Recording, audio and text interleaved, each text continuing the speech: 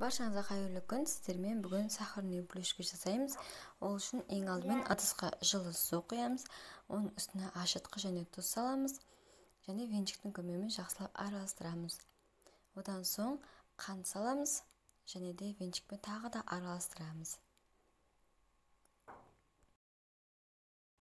Және оның үстіне ерітілген сары майды құйып тағы да араластырамыз венчикпен. Алдын ала електен өткізілген ұнды 3 бөлікке бөліп саламыз да венчикпен араластырамыз.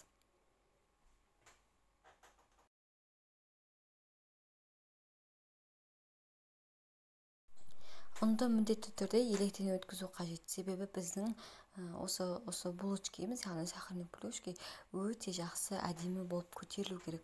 Сондықтан ұнды електен өткізген өте дұрыс.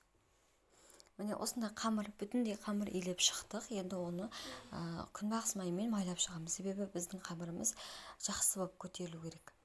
Қолмен басып шығамыз және ыдысқа салып бетін жауып 1,5 сағатқа қойып қоямыз.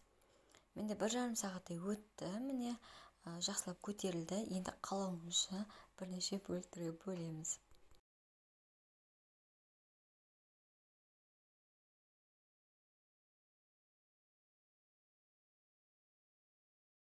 Әр бөлікті жеке-жеке аламыз да майлап шығамыз және оқтардың көмегімен жайып шығамыз.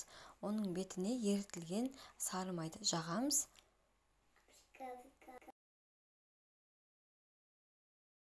Сары май жаққан соң оның үстіне қант саламыз. Яғни қант міндетті емес, бірақ қалауыңызша салуға болады.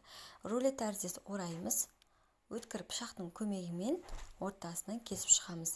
Дәл осылай видеода көрсетілгендей барлық бөліктерді толығымен жасап шығасыздар. Ол үшін біз ең алдымен, яғни осы сахарный плюшканы пісірмес бұрын біз пешімізді 180 градуста қыздырып қоюымыз қажет. Бетіне жұмыртқаның сары уызын жағамыз және 15 минутқа пісіріп аламыз. Кез келген дастарханның көркін ашатын осындай керемет булочкалардың рецебі менің каналымда өте көп, сондықтан менің каналыма міндетті түрде тіркелуді ұмытпаңыздар.